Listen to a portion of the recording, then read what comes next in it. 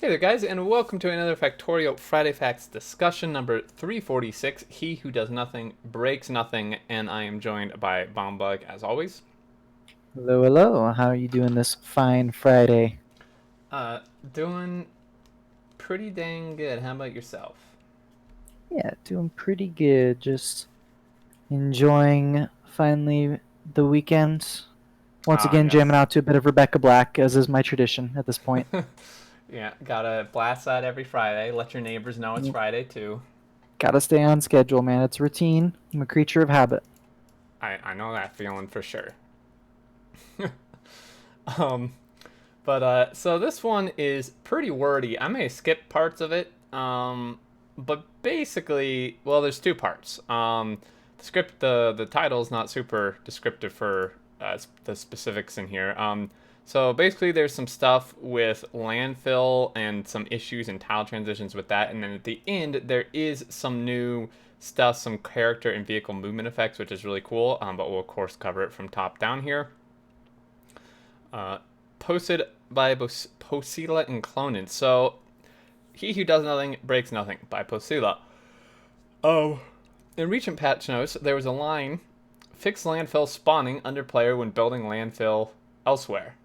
Um, and some people on Reddit were wondering how did this bug happen in the first place and asked for the long version, even suggested that they could use it for Friday Facts. And I thought, yeah, if I'm going to spend time writing this, we should consider using it in Friday Facts so someone else doesn't have to spend time writing something else. But he's going to stretch it out. Um, so, getting into this, this is interesting. I don't think I've ever experienced this I personally. always use bots to place landfill. Yeah, It's too much. yeah, exactly. So as you can see here in this little GIF, you're placing over there, and it appears under the player. I mean, not the worst thing in the world, but still a bug. So basically, a disclaimer: Pasula has not been around during the ancient parts of the story. Speaking of which, it's my 5-year anniversary at Wooby. Hey, congrats! That's awesome. That's a long time, and it's kind of interesting that that's not considered ancient for a company. Yeah, I mean they've been working on the game for like 8 years or something. Long running game. Maybe they'll release it someday. I mean, that would be great. I would hope. Maybe in the next couple months here, even Yeah. a few Big months. dates coming up on that. It is. Hopefully they can stick to it. Um, so, and changes I have been around for, even done myself, I might not remember correctly. So this might not be accurate. In fact, let's say the story is purely fictional, and any resemblance to the real world events and people is just a coincidence. Good disclaimer Good there. disclaimer. Yep. So transitions again. So basically, for the first couple of years of Factorio development, Water drew a transition over ground tiles. The graphic for the transition tiles was taking too much space, so it was not possible to draw a single tile of ground surrounded by water, nor one tile wide tile bridge going through water. In addition to that, the transition graphics was tileable only with grass terrain. Uh, to enforce these constraints, the map generator was enhanced by tile correction step, purpose of which was to make sure the terrain is possible to draw without any graphical artifacts. If you wonder why the game didn't use weighing tiles instead, I know they were considered, but why they were not used, I don't know. Based on the original water transitions, it looks to me like things started with the intention to use them, but they ended up not working well with noise-based map generation, which is what they use. That's just not my speculate, or that's just his speculation, though. Basically, the tile correction was executed also when tiles were changed by means other than the map generator, from a script, for example. So, like when mods would allow players to place tiles emerged. One of them was Landfill, which was adopted in the base game eventually, and as far as I remember, the major trigger for that were reports from people who happened to spawn on large islands after 20 hours of playing the map. They found that they could not continue it. Adding Landfill to the game solved these issues, but created a new one. When placing Landfill, the tile correction logic could decide to quote unquote correct the tiles the player was standing on and trapping them in the water. As you can see here, bug report from 2016. When you place the landfill, it traps you in the water. I have had this happen before back, in this time when this was a thing. Very frustrating. Wow. So if you happen to run out of landfill at that point, you would just be stuck and have to reload. Yeah. Ooh. Yeah. Yeah, hard locks like that aren't good. It's good to get rid of those. Yep. Basically, real bad. So basically, as the team grew, it was decided to do another pass on the terrain graphics, putting much more time into it. As you probably already know, since we keep talking about it the past weeks, the ground draws shore transitions over water tiles now, and shores are not limited to grass terrain anymore. This made tile correction mostly obsolete, but it is still used to enforce some soft tile placement rules during map generation. For example, that deep water should not be adjacent to ground tiles, since we were leaving the logic in any way the possibility to define new tiles such that they would not be allowed in just one tile wide remained also. Again, as you can probably remember from 2 weeks ago, the new transition graphics and newly possible one tile wide creeks made it feel like the player is getting stuck on invisible walls or is unable to step over a really narrow gap in the ground. In addition, they already had the character slide a little bit around into the corners in the new corner tile transitions that were visually diagonal, made me miss this behavior when colliding with tiles. So he started reworking how player character colliding with tiles and how those collisions got resolved. Basically, what he found was to ignore the bounding box of the character and just test the terrain directly at the player's position. If the tile type at that position is walkable, the player doesn't collide. If it is not walkable, we figure out shape a transition on that tile and make the character to collide only on some parts of the tile. Note, this assumes walkable tiles draw transitions over non-walkable ones in case you were thinking of creating a mob with new terrain type that player won't be able to walk on. Glad they're covering all the bases here. There's so many mods, man. It's real important for them to mention it, especially when, as we saw in the last Friday Facts, they actually fix bugs that pop up because of mods, you know? Mm-hmm. Exactly. So then moving here, character movement when not considering tile transitions. In this GIF, you can see some issues here. Uh, so basically, the goal was to make player movement not be frustrating around water and intended the rest of collisions to work as they used to, despite, for example, enemies not being able to always chase after the player. The map generator didn't create maps on which this would happen often, and I didn't mind players using Landfill to create passages that could not be crossed by enemies. It just didn't seem to be worth further fueling this chain reaction of solution to previous problems, creating more new problems. Because changing player collision was not without its own issues either. Have you noticed anything unusual about walls placed next to water? Hint, hint. Yeah. Hmm. Uh, Anyway, what he wanted to do is make a special collision function for the player character, but he soon learned they have several collision functions for different situations, and he didn't want to make a special version of each of them. So he basically just added a flag to the character's collision mask that would modify the collision detection method. And of course, wanted to make some more possibilities for mods. Mods ended up using the flag on non-character entities, and after Oxide reworked the Pathfinder, the flag started to cause crashes. Oxide fixed it, but he changed my special logic to consider the entire bounding box again instead of just the entity position, which made the feeling of player movement worse. This time I decided to solve it by adding optional parameter to the collision function instead of yet another flag that would indicate that the collision is being calculated for a player controllable entity to determine if the old behavior would be used or not. And basically that's how the bug was introduced. Remember the landfill bug with the tile correction creating water under the player? Well, the fix for that was to add a piece of code to the end of build terrain routine that would check the player who built the tiles is not colliding with water, and if they do, just to place the ground underneath them to correct the result of the tile correction. Special player collision logic allows characters to get so close to water tile that its bounding box collides with the water, and when I added the extra parameter to the collision functions, I didn't adjust this code, so it was causing, so it was using consider the entire bounding box collision behavior and falsely detected the character entity as colliding with tiles and trying to save the character by placing ground under its feet, which is better than you drowning or dying or something, for sure. Definitely, yeah. Don't want to get stuck. Don't want to have to hard reload an old save file. Yep, especially if you got your autosave like every hour or something. Oh man. on those big low UPS bases, right? Mm-hmm. Yep, exactly. So basically, the revelation, the big confession.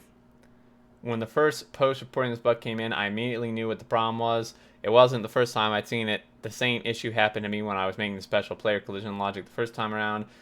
Back then, I caught it and fixed it even before the entire tile collision rework was merged in the main code, but I didn't make a test. I did not make a test, which is pretty important. Yeah, it's very important and very difficult to make good tests all the time. I can only imagine how large their test suite is for something as complex as Factorio. It's got to be pretty insane. And especially if there's pressure to be releasing stuff every week or 2 weeks, then testing often takes a back seat. And just as a developer, you just don't always want to think about tests. You just want to be like, oh, I fixed it, it's good, you know? Yeah, and then Testing just is move on. tough. Yeah, a lot of people that feel that way, especially if you've dealt with this bug multiple times, like he has. Yeah, exactly. So basically, that's how bugs like this happen. The short version would have been something like the bug was the result of long forgotten pieces of code. They're supposed to solve an edge case, solve edge case problems that were usually created by solutions to other edge case problems interacting in an unintended way after changes that were made to solve yet another edge case problem. Uh, so in Czech, they have a really interesting saying, and there's not really an English equivalent that he's found. He who does nothing breaks nothing. It is a kind of reassurance when something unintentionally breaks during an activity, resulting in inconvenience. The only way to make it a certainty that nothing would have broke would have been to do nothing. At times, the proverb sounds like an advice if I can't figure out all the problems new feature change or bugs will cause, or just the number of potential issues that will need to be solved. Uh, to do the change seems overwhelming. Doing nothing starts to feel like an option with the best possible outcome, but that's just analysis paralysis creeping in, and what I need to do is to remind myself the intended meaning of the proverb and stop worrying about potential problems that may not even be real in the end, and if they are, they will be just inconveniences that will eventually solve too. That is a great moral to the story. Wow. Yeah, and really good saying. You know, it definitely it can sound like advice, but if you just try to follow that all the time, obviously you'll never do anything. Comes analysis Hmm. paralysis. Um, Yeah. In the world of development, you really do make bugs whenever you add a feature. It's just going to happen. mm-hmm. The sooner you can accept that and get your team to be willing to fail and step back up, the better your team's gonna be. It's real important to fail fast and know that you fail so that you can fix it and get on to the next feature. Yes, exactly. Um, so that's that. Now the cool new stuff. You want to cover this part? Sure. This is a section by Clonin. It's about the character and vehicle movement effects. So this week they're happy to show the latest in visual effects that Dom has been working on, carrying on the topic of improving the way that the terrain and environment feels and reacts to the player. Dom and Posila have spent quite some time working on movement effects for the character and vehicles. So as you walk around on certain terrains, the character will kick up some dust and dirt. It comes with a pretty little graphic here of our guy running along slow and then zipping along with some exoskeletons, looks like. Mm-hmm. A little trail of dust along the way. Yeah, so this effect really makes a big difference to how it feels to walk around, which the GIF might not show that well. Especially with some exoskeletons equipped, you really feel like you're zoomed around in a real place where you actually, have an effect on your environment. Mm-hmm. Walking around will also leave some subtle footprints on the ground, which helps connect the character to the terrain. And I don't know if you can see it there, I do but there's barely some. see it. Okay, yeah, it's just like a slightly darker brown there. Little footprints, feet prints. Yeah, feet prints. We'll go with that. Mm-hmm. Um, and then the vehicles have a GIF here. It shows that they also kick up dust and dirt as you drive around. The feature is actually not as simple as it would first seem from the result, and there are quite a few new features under the hood to make it possible. How do you feel about this? I kind of dig that extra motion, especially around the vehicles. Makes Mm-hmm. it feel a lot more alive. Yeah, it really does. I think it's helps a ton. Like all the like little pieces of dirt flying out to the side when it drives and stuff. Because for anyone who's driven on a dirt gravel road, that definitely happens. You're kind of slinging stuff all over the place. Hmm. Um, really, really great effect. My question, and this may be too much of a hit on performance or computation issues to do, but my question is, do the biters also kick up dust like the character? Good question. Because I feel like that would be super cool, but I would definitely understand if that's like just going to be way too hard on the game performance and stuff. But I think it'd be really cool, Yeah. if there's like a horde of biters coming, that they're all like kicking up little clouds of dust and stuff like the character does. Dang, that would be real tight. I would love to see that. Yeah, I think that would be super super cool. But even if that's not the case, our vehicles, the player itself, this just adds even more little bit of immersion. It's the little things when you add them all together that just make the game feel so much better. I agree. Now, do you have any suggestions for what it should be like when walking or driving on, say, concrete? Because it seems like there really shouldn't be any effect there, and I feel kind of sad if, I concrete my whole base. I feel kind of sad to not see some of the stuff they worked on, like this Uh, bit of effect here. I agree on both points. I think it's like kind of sad that it just goes away if you concrete your base, but there really shouldn't be any Yeah, effect when you concrete because, like, I mean, yeah, when you walk on concrete in real life, you're not really like spitting up dust. Um, yep. so I guess that's just kind of a personal thing. If people, really, really like this effect, then just don't concrete your base because you're gonna lose it. Yep. Just um, use more exoskeletons and be like that speedy boy up there. mm-hmm. Exactly, man. He looked good. But That is peak performance. peak performance, man. He doesn't even have that many. He probably only has like two exoskeletons. Imagine like throwing like Probably. six in there. Oh Whew. man. Run, Forest, run. Um, I think that's gonna do it though. You got any other thoughts? Let's see. Do I have any other thoughts? So we went over the landfill and all the weirdness that goes around it. Went over some of the graphics here. Uh, I guess one thought I did have was about their comments from Reddit users. So the are all of the devs reading messages from Reddit and their own forums, or is it just like just the people who made their own posts and they're looking at the responses? Like Um, how active are these guys on there? on the forums, I think most of the devs are active. On Reddit, I don't think it's necessarily the people who wrote it. There's a few very specific devs who are active on Reddit. Clonin is very active, as is V. Okay. And so is Posila pretty active. Those three are the main guys I've seen like respond to um, Friday Fact posts on Reddit and even normal like just other people's posts on Reddit. So those three I think are the main ones, and then so they probably relay it to the rest of the team, or like if Posila, he browses Reddit, if he happened to see this, then he wrote this one. Same with Clonin. Um, those are the Very main three I nice. see on Reddit. I mean, they're the guys who do a lot of the Friday facts to begin with, so that is Mm-hmm. good to know. That's just above and beyond kind of work to be doing your regular job, to also be doing blog posts, which takes a different kind of skill to write than your usual daily head in the code kind of work, Oh yeah. and then to deal with all the comments and stuff.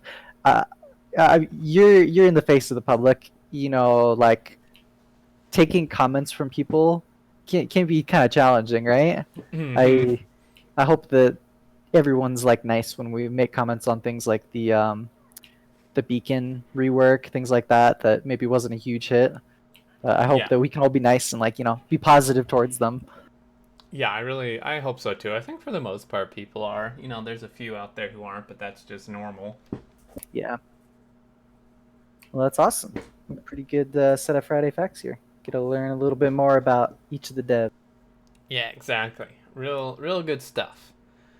And it is super cool that they're so active on their forums and even on top of that, Reddit, which isn't even their own platform. Yeah. But yeah, I think that's gonna do it, guys. I hope you enjoy. Like I said, kind of technical and wordy, but it is really kind of interesting to see these really rare edge case things and how they're caused and fixed. And then we also got some super cool new effects, more polish to the game, which is great. But yeah, hope you enjoyed. Leave your thoughts below as always. Enjoy reading them and leave them on forums and of course Reddit for the devs since they do check that out. But until next time, we will catch you later. Catch you later.